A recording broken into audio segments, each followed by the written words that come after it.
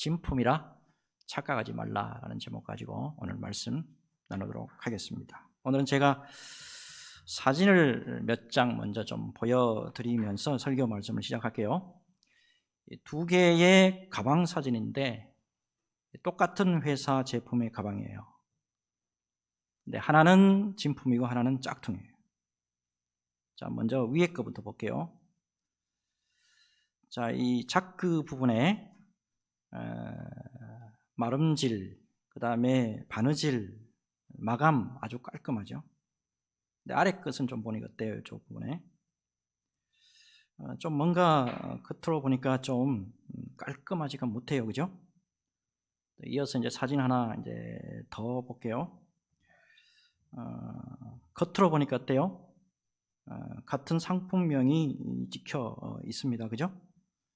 네, 이제 마지막 사진을 보시게 되면 이게 어느 게 진품이고 어느 게 짝퉁인지 분명해져요. 자, 여러분 보시면 이 주황색 가방 있잖아요. 이게 짝퉁입니다.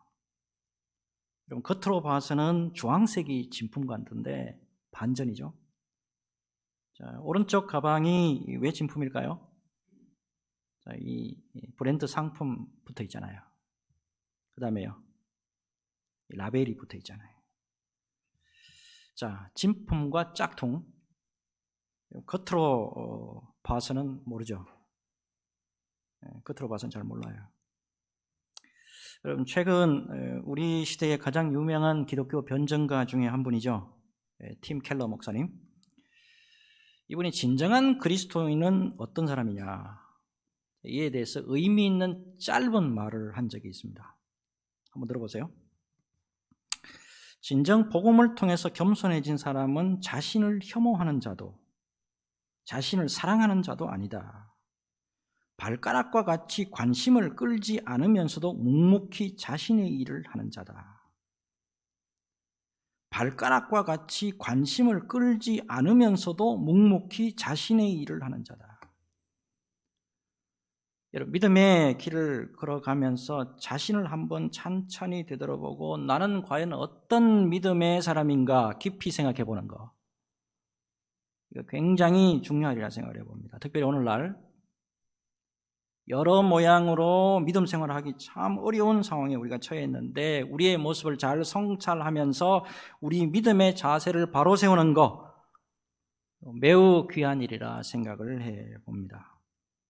오늘 말씀을 통해서 우리의 믿음의 모습을 좀 되돌아보는 시간이 되었으면 하고요. 말씀을 통해서 하나님이 주시는, 주님이 주시는, 성령님이 주시는 깨달음이 있으시길 바랍니다. 사람이 주는 깨달음이 아니고 하나님이 주시고 예수님이 주시고 성령님이 주시는 그 깨달음이 진정한 깨달음인 줄로 믿습니다. 이 깨달음으로 승리하는 저와 여러분 되시기를 예수님의 이름으로 축복합니다. 자, 계속해서 지난 주일에서 로마서 말씀을 나누고 우리 은혜를 나누겠는데, 자, 지난 시간까지 우리는 이방인의 죄, 유대인의 죄, 이방인의 죄, 유대인의 죄에 대해서 말씀을 나눴죠. 특별히 유대인의 죄 가운데 판단하는 죄, 손가락 기억나시죠? 판단하는 죄. 그 이방인들을 자신들의 기준으로, 하나님을 모르는 이방인들을 자신들의 기준으로 판단하는 그런 모습에 대해서 사도 바울이 아주 신랄하게 공격하는 걸 우리가 볼 수가 있었어요. 자, 무엇보다도 이방인을 판단하는 유대인들, 당신들의 잣대를 가지고 이방인들을 판단하는데 당신들도 하나님의 판단, 하나님의 심판에서 벗어날 수 없다는 것을 왜 모르느냐? 이 말씀 주셨잖아요. 그래서 하나님은 진리대로 심판하십니다. 하나님은 행위대로 심판하십니다. 하나님은 은밀한 것까지 심판하십니다. 예, 말씀을 주셨어요. 자, 그러면서 사도 바울의 결론이 뭐냐? 이게 중요한 거예요. 여러분, 너희들 아무리 유대인들, 너희들 아무리 율법을 잘 행한다 하더라도 그것만으로는 구원에 이를 수 없다는 거죠. 예수 그리스도의 십자가 복음이 있어야 된다. 이거 강조하는 거잖아요. 결국에 아무리 하나님의 선민 유대인들이라고 할지라도 예수 그리스도의 복음을 믿어야 구원에 이를 수 있다라는 결론을 얻을 수가 있었습니다. 자, 이제 오늘은 지난주에 이어서 계속해서 유대인들을 향해서 지금 말씀을 하고 있는 거예요. 자, 특별히 유대인들의 헛된 긍지와 자부심을 가지고 뭔가 착각하고 살고 있는 유대인들에 대한 말씀이에요. 자신들이 진품인 줄 알아요. 자기들이 진짜인 줄 알아요. 그렇게 착각하고 살고 있는 유대인들의 모습, 자, 낱낱이 한번 보겠습니다. 여러분, 이 세상에 존재하는 민족 가운데 가장 커다란 긍지를 가지고 사는 민족이 있다고 그러면 바로 그게 유대인들이에요. 우리는 하나님이 선택한 백성이다. 굉장히 중요한 거잖아요, 사실. 그죠? 하나님이 우리를 선택해 주셨다. 그 다음에 세계 역사의 중심에 항상 이스라엘이 서 있다. 이 선민의식에 완전히 사로잡혀 있어요. 우리가 잘 아는 것처럼 유대인들 머리에 작은 이 빵떡 같은 모자 쓰고 다니죠. 이게 뭐냐면 자기네들이 하나님의 선민이라는 표시예요. 이게 키파라는 거예요. 키파. 이 키파, 이건 나름대로 영적 의미가 있어요. 내 머리 위에 하나님이 계신다는 거예요. 내 머리 위에 하나님이 계신다는 걸, 이걸 인정하고 나는 항상 그분의 권위 아래 산다 라고 하는 나름대로의 이 신앙 고백이에요. 이게 골수 유대인들 절대 이거 안 벗어요. 여러분, 이 모자에 대해서 어느 정도로 이게 프라이드가 강하냐면 전쟁이 나도 철모 속에 이거 꼭 쓰고 있습니다. 자, 근데 사도 바울은 오늘 이 유대인들의 헛된 긍지와 자부심에 대해서 지적을 하면서 착각하고 있는 두 가지, 이거를 아주 적나라하게 묘사합니다. 자, 우선에 17절부터 이제 말씀을 한번 들어가 봅시다. 자, 유대인이라 불리는 네가 율법을 의지하며 하나님을 자랑하며 그랬어요. 유대인의 첫 번째 긍지와 자부심이에요. 자, 율법을 의지하고 하나님을 자랑한다 그러죠. 자, 유대인들요, 세계 최초로 하나님의 말씀을 받은 민족이에요. 아울러서 구원의 도를 세계 수많은 민족 가운데 유일하게 받은 백성이 이스라엘 백성들이에요. 놀랍게도 유일하게 유대인들에게만 하나님의 존재와 권능을 제일 먼저 계시해 주셨잖아요. 그러다 보니까 유대인들이 자연스럽게 자부심과 긍지심이 있는 거예요. 이게. 자, 이어서 18절 봅시다. 율법의 교훈을 받아 하나님의 뜻을 알고 지극히 선한 것을 분간하며 그랬습니다. 유대인의 두 번째 긍지와 자부심. 유대인들 말씀을 받았을 뿐만 아니고 그 말씀으로 교훈받았다는 거예요. 자, 여러분들 잘 아시는데 유대인들 성인식 12살에 하죠. 자, 12살 되기 전에 이미 모세오경을 웬만하면 다 외웁니다. 자, 여러분, 창세기, 출애굽기, 레위기, 민수기, 신명기. 여러분, 12살 초등학교 5학년 모세오경을 외우는 사람하고 한 번 다 읽지도 못한 사람하고 분명히 차이가 나겠죠. 오늘날에 우리 예수 믿는 사람들의 자녀들 가운데 초등학교 5학년 돼서 모세오경 웬만큼 다 읽었을까요? 이런 사람들하고 얼마든지 차이가 나요. 세계에서 가장 뛰어난 석학들, 유대인에게서 나온다는 거 여러분 너무 잘 아시죠? 그러니 이 사람들에게 긍지와 자부심이 있는 거예요. 자, 그렇다가 보니까 어디까지 긍지와 자부심이 올라가느냐? 19절에서 20절. 맹인의 길을 인도하는 자요, 어둠에 있는 자의 빛이요, 율법에 있는 지식과 진리의 모범을 가진 자로서 어리석은 자의 교사요, 어린아이의 선생이라고 스스로 믿으니. 이때 맹인은 누구를 가리킬까요? 이방인을 가리킵니다. 이방인. 다시 말씀드려서 이방인들을 인도하는 인도자라고 스스로 유대인들이 자부하고 있다는 거예요. 그 다음으로 보니까 어둠에 있는 자 나오죠? 어둠에 있는 자, 누구를 가리킬까요? 말씀 띄워주세요. 이방인들 가르쳐요. 또 20절에 보니까 어리석은 자, 어린아이 모두 누구를 가리킬까요? 이방인들을 가리켜요. 그래서 유대인 스스로가 이 모든 이방 세계의 선생이라고 스스로 자기를 그렇게 믿고 있는 거예요. 근데 이 사도 바울이 진실로 지적하고자 하는 게 이거예요, 지금. 유대인들은 하나님의 말씀을 받고 알고 하나님 말씀을 배웠어요. 이거 여러분 굉장히 중요한 거잖아요.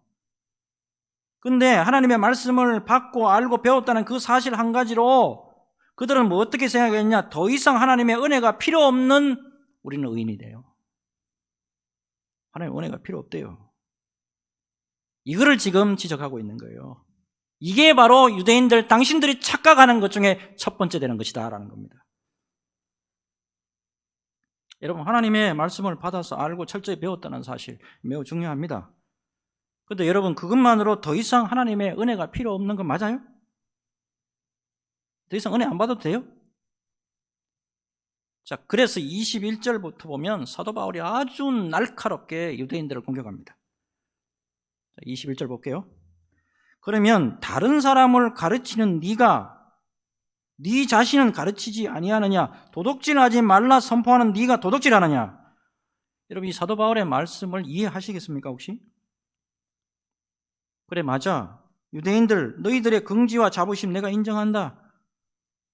너희가 하나님의 말씀을 받았고 말씀을 알고 철저하게 배웠다. 그래서 너희들이 이방인의 인도자고 어둠에 비치고 교사여 선생인 거 내가 인정한다. 근데 너희는 도대체 그 진리의 말씀을 가르치기만 하고 왜 그대로 순종하지는 않느냐? 왜 너희들은 너희들 스스로를 가르치지 않느냐? 라고 말하고 있는 겁니다. 그러면서 하고는 말이 뭡니까? 도둑질하지 말라 선포하는 네가 도둑질하느냐? 이렇게 말씀하고 있죠. 이게 무슨 말일까요? 여러분, 유대인들 제8계명이요. 제8계명은 율법이죠. 배워서 알고 있어요. 8계명이 뭐죠? 도둑질하지 말라. 이거 배워서 알고 있다고. 근데 문제는 이 말씀을 순종하지 않아요, 제대로. 이 점은 이스라엘, 특별히 유대인 역사가 그대로 증명합니다. 유대인들이 대표적인 도둑들이었다는 게 증거가 있어요. 지나온 2000년 동안에 유대인들만큼 고리대금업자가 많았던 민족이 없습니다. 유대인들 대부분 고리대금업자, 요즘 말로 하면 달러 이자 받아서 돈 벌었죠. 여러분, 현재도 잘 아시다시피 월스트리트, 은행업자 대부분이 누굽니까? 유대인들이에요. 셰익스피어의 베니스의 상인, 여기 보면 샬록이라는 사람 나오죠. 지독한 사채업자입니다. 가난한 사람 약점 덜쳐내서 돈 뜯어내는 유대인이에요. 그런 일을 당신들, 너희들 유대인들이, 말씀 배웠다고 하는 유대인들이 그러고 앉았다고. 이 사도 바울의 지적입니다. 자, 또 22절 볼게요. 22절에 간음하지 말라 말하는 네가 간음하느냐? 우상을 가증히 여기는 네가 신전 물건을 도둑질하느냐? 자, 여기서 우상을 가증히 여기는 네가 신전 물건을 도둑질하느냐 그랬죠. 우상 숭배하지 말라고 분명히 하나님이 율법 말씀 주셨죠. 그러면 이스라엘 백성들은 어느 곳에 가든지 우상 숭배 막아야죠. 근데 우상 숭배를 막는 게 아니고 필요한 물품 거기다가 우상 숭배하는 곳에서 필요한 물품 도둑질하고 약탈까지 합니다. 이 역사적으로 증명이 돼요. 이방 신전 헤렘 사상이 있잖아요. 하나님이 싫어하는 거는 다 진멸해야 되잖아요. 불 다 싸지르고 없어야 되잖아요. 안 싸지르고 약탈합니다. 가져와요. 와서 저장까지 해. 이렇게 가증스러운 모습을 보이는 당신들이 바로 유대인들이라고. 자, 그래서 사도 바울이 더 강력하게 말씀을 또 주죠. 그게 여러분 참 24절 말씀이에요. 24절 말씀 이렇게 말씀한다고요. 기록된 바와 같이 하나님의 이름이 너희 때문에, 하나님의 이름이 너희 때문에 이방인 중에서 모독을 받는도다. 하나님의 백성이라면 하나님의 영광을 드러내야 되는데 오히려 너희들 유대인 때문에 하나님의 이름이 이방인 중에서도 모욕을 받고 있다.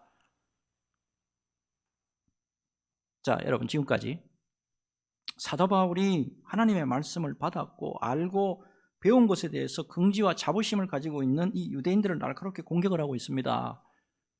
왜 이렇게 강하게 공격을 하고 있는가요? 자기도 유대인이잖아요.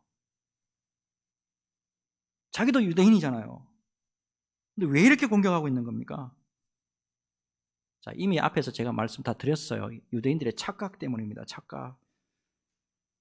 여러분, 유대인들은 자신들이 하나님의 말씀을 받고 알고 있는 것으로 이미 의인이에요. 이미 의인이고, 그래서 더 이상 구원의 은혜 필요 없대요. 그래서 예수 그리스도 필요 없대요. 결국에 예수 그리스도를 믿어야 한다는 복음의 선포, 그래서 순종하지 않는 거예요. 자, 그러나 사도 바울이 말씀하고자 하는 게 뭡니까? 그러나 예수 그리스도가 아니면 너희 유대인들 구원 없다, 착각하지 말아라 라고 하는 말씀입니다. 로마서 어떻게 읽으시면 잘 이해가 되시냐면 예수 그리스도와 복음, 이거 말하는 거예요. 예수 그리스도와 복음 외에는 구원 없다는 거예요. 이거 말하고 있는 이거. 자, 오늘 여러분 말씀 보시면서 이제 시선이 우리에게 와야 돼요. 우리는 착각함이 없을까요? 우리는 착각하지 않는가? 이거를 여러분 생각해 보셔야 된다는 겁니다. 내가 교회에 오래 다녔습니다. 그리고 예배 때마다 말씀 받고 있기 때문에 나는 더 이상 뭔가가 필요 없는 사람이다 라고 생각할 수도 있어요. 목사님, 나는 모태신앙입니다. 유아 세례 받았습니다. 세례 받았습니다. 입교까지 했습니다. 그래서 나는 모든 것이 다 결정된 사람입니다 라고 생각할 수도 있다 이 말이에요. 자, 오늘 여러분 사도 바울의 말씀에 잘 귀를 기울여 보시길 바랍니다. 예수 그리스도를 진정으로 내가 믿고 있느냐? 예수 그리스도를 내가 진정으로 믿고 있느냐? 미국의 아침 식사를 바꾼 참 귀한 사람이에요. 이 사람 책이 나왔는데, 아침 식단의 황제라고 불리는 시리얼 왕으로 불리는 사람이에요. 시리얼, 콤프로스트 뭐 이런 거 있잖아요. 아침에 먹는 거. 헨리 파슨스 크로웰이라는 사람이 있습니다. 미국에서 가장 큰 오트밀 회사가 퀘이크 오츠사인데, 이거 설립자이기도 하고 아주 경건한 크리스천이에요. 고등학교 졸업을 1년 앞두고 폐결핵이 걸립니다. 이 사람이 19세기 사람이에요. 1800년대 사람이에요. 그 당시에 폐결핵 걸리면 다 죽었습니다. 더군다나 피를 통했어요. 피를 통하고 죽음 직전에 이르게 됐을 때 그 당시에 최고의 전도자였죠. 무디 목사님이 인도하는 부흥에 참석하게 됩니다. 무디 목사님께서 이제 설교 중에 굉장히 강한 그 도전의 말씀을 주시는데 이 말씀이었어요. 오직 한 번밖에 살 수 없는 인생, 하나님께 쓰임받는 위대한 생애를 삽시다. 이 말씀이 병자인 자신에게 그냥 꽂혔대요. 그래서 한 번밖에 살 수 없는 인생, 하나님께 붙잡혀서 위대한 인생 저도 살고 싶습니다. 하나님을 기쁘시게 하는 삶을 정말 저도 살고 싶습니다. 하나님, 저를 살려만 주시면 내 평생 하나님의 사역을 위해서 돈을 벌겠습니다. 주님, 제게 은혜를 베풀어 주세요. 단순한 기도였는데 하나님이 그 기도에 응답해 주셨나 봐요. 치유함을 받았어요. 이때 이분이 이런 기도했어요. 저는 무디 목사님처럼 사람들 앞에서 말씀을 전할 줄도 모릅니다. 그렇지만 저도 아버지 하나님을 위해서 무언가 중요한 일을 할 수 있습니다. 하나님, 제가 돈을 벌어서 무디 목사님 같은 분에게 도움을 드릴 수 있을 것 같습니다. 하나님, 저로 하여금 돈을 벌게 해주시고 하나님의 사역을 위해서 그 돈을 사용할 수 있게 해주신다면 저의 이름을 절대로 드러내지 않겠습니다. 오직 하나님께만 영광을 돌리겠습니다. 자, 크로웰, 미국 남북전쟁이 끝나고 난 다음에 온 국민이 경제적인 어려움에 빠집니다. 그래서 아침 일찍부터 시작해서 일을 나가야 되는 상황에서 하나님 앞에 기도하는 가운데 하나님이 감동을 주셨어요. 아침 일찍 먹고 나갈 수 있는 시리얼을 개발하라고. 여러분, 기도가 그래서 중요한 거예요. 자, 이 시리얼, 오트밀, 이거를 주님께서 주시는 감동에 따라서 개발을 해요. 이 아침 식사 대신에 개발한 이 시리얼과 오트밀이 불티나게 팔립니다. 그래서 미국 음식 문화의 그 체인지가 되는 계기가 여기서부터 일어나기 시작합니다. 중요한 게 이거예요. 이분 늘 기도하면서 하나님의 영광을 위해서 헌신했는데 엄청나게 수익이 많이 들어왔어요. 상상을 초월하는 수익이 들어왔어요. 그 경제가 어려운 시기에. 근데 이거를 다 사회에 환원했어요. 범죄 예방 기구에도 많은 기금을 기부하고 가난하고 굶주린 사람들에게 그 기금을 내놔가지고 그들도 섬기기도 했어요. 이렇게 되니까 노년에도 복을 주시더라고요. 노년까지 맑은 정신과 건강한 몸으로 매일 기차역까지 차 없이 걸어다니고, 더 중요한 것은 매일 성경 말씀을 묵상하시면서 하나님, 과연 제가 이 일을 하기를 원하십니까? 늘 하나님께 묻는 기도했어요. 하나님, 제가 이거를 하기를 원하십니까? 하나님, 교회에서 제가 이것을 하기를 원하십니까? 하나님, 제가 무엇을 하기를 원하십니까? 그리고 하나님이 하라고 딱 명령을 내리시면 단번에 결단해서 그 일을 그냥 저질러 버리는, 하나님 앞에서 참 귀하게 쓰임받다가 89세를 향유하고 하나님께 부름을 받았어요. 이 장례식에 무디 성경학교의 윌 호튼 교장이 추도사를 낭독을 했는데 이 추도사가 남아있더라고요. 추도사가 이리 되어 있습니다. 헨리 크로웰 선생님은 제가 만나본 사람 중에 예수님을 가장 많이 닮은 분이셨습니다. 그분은 자신이 한 모든 일에 본인을 숨기고 예수 그리스도를 드러내려고 부단히 애쓰셨습니다. 그분은 세상에 박수갈채를 원하셨던 게 아니라 하나님으로부터 잘했다는 인정을 받고 싶으셨을 것입니다. 여러분, 마태복음 7장 20절, 마태복음 7장 20절 꼭 기억하십시오. 열매로 그들을 알리라. 열매로 그들을 알리라. 예수 믿는 사람으로서 진품임을 증명하는 아름다운 열매 맺는 저와 여러분 모두가 되시기를 주 예수님의 이름으로 축복합니다. 마지막, 사도 바울이 유대인의 또 하나의 착각을 고발해요. 자, 29절입니다. 29절 우리 같이 한번 읽을까요? 자, 같이 읽겠습니다. 시작. 오직 이면적 유대인이 유대인이며 할례는 마음에 할지니 영에 있고 율법 조문에 있지 아니한 것이라. 그 칭찬이 사람에게서가 아니요 다만 하나님에게서니라. 아멘. 유대인들이 하나님의 백성이라는 것을 나타내는 대표적인 종교적인 상징이 있죠. 이게 할례예요, 할례. 남자의 생식기 일부의 피부를 잘라내는 거예요. 그래서 나는 구별된 하나님의 백성이다라고 표시하는 거예요. 자, 이 할례는 유대인들에게 최고의 자부심의 상징인 거 맞아요. 그런데 문제는 할례, 유대인들에게 있어서 하나님의 백성임을 나타내기 위한 외향적 상징 맞아요. 그러나 중요한 것은 뭐냐면 외향에 있지 않고 그 상징에 부합하는 삶의 내용이 있느냐. 하나님이 거룩하게 구분해놨으면 거룩하게 삶을 사느냐. 이거를 지금 사도 바울이 지적하고 있는 거예요. 그럼 뭐라고 말씀하고 있습니까? 표면적 유대인이 아니요. 이면적 유대인, 내면적으로 진짜 유대인이 참 유대인이다 말하고 있는 겁니다. 더 중요한 거 29절 중반에 나오죠. 29절 중반에 보니까 할례는 마음에 할지니 그랬어요. 할례는 마음에 할지니. 여러분, 우리가 잘 아는 예레미야 4장 4절에 이런 말씀 있죠. 예레미야 4장 4절에 유다인과 예루살렘 주민들아 너희는 스스로 할례를 행하여 너희 마음 가죽을 베고 나 여호와께 속하라 그리하지 아니하면 너희 악행으로 말미암아 나의 분노가 불같이 일어나 사르리니 그것을 끌 자가 없으리라. 진정한 할례는요, 피부 가죽 베는 게 아니라는 거예요. 마음의 가죽을 베라고. 마음의 가죽을 빼내라고.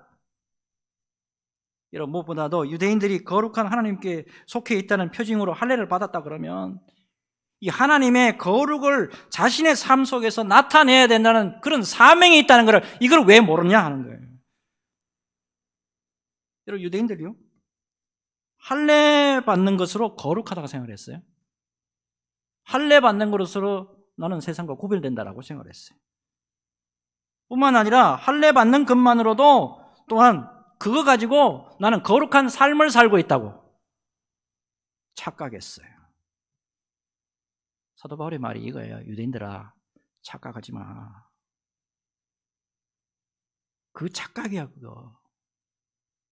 이거 지금 강하게 말씀하고 있는 거예요. 오늘 말씀을 준비하다가 제가 귀한 책을 한 권 만났어요. 책 제목이 깨어진 그릇, 깨어진 그릇이세요. 저자의 자기 몸 상태를 깨어진 그릇에 이렇게 비유한 거예요. 이 책이 작년 10월에 나왔는데 평신도 의료 선교사입니다. 평신도 의료 선교사 김태훈 의료 선교사님의 책이에요. 이 책 읽어보면 예수 믿는 사람으로서 참 귀한 믿음의 모습이 나와요. 자, 김태훈 선교사님 서울대 의대를 졸업하고 간담과 소화외과 전문의예요. 한때 이제 서울대병원하고 아산병원에서 이제 활동했던 유능한 의사였어요. 근데 이분이 이제 서울대 의대 1학년 때 주님으로부터 이제 큰 은혜를 체험했는데, 하나님, 제 인생 어떻게 살아야 될까요? 주님 앞에 질문하는 기도합니다. 굉장히 중요하죠. 우리는 주로 할 때 뭐 해 주시옵소서, 주시옵소서, 주시옵소서, 주시옵소서 하잖아요. 근데 이 사람, 두 사람 오늘 다 보니까 어때요? 다 주님에게 물어요. 제가 무엇을 하기를 원하십니까? 물어요. 특별히 예수님께서 가난하고 홀벗고 굶주리고 외로운 사람을 돌보신 것처럼 저도 그와 같은 삶을 살기를 원합니다. 기도하고 결심하고 의사생활하는 중에 외국에 나가서 자비랑 선교를 꽤 많이 했어요. 자, 그러다가 2013년 7월부터 모든 거 다 내려놓고 에티오피아로 의료 사역을 떠나요. 자, 이 에티오피아 가가지고 참 복음을 전가하고 참 열심히 일했어요. 근데 어느 날 다리에 통증이 오는 거예요. 너무 아파.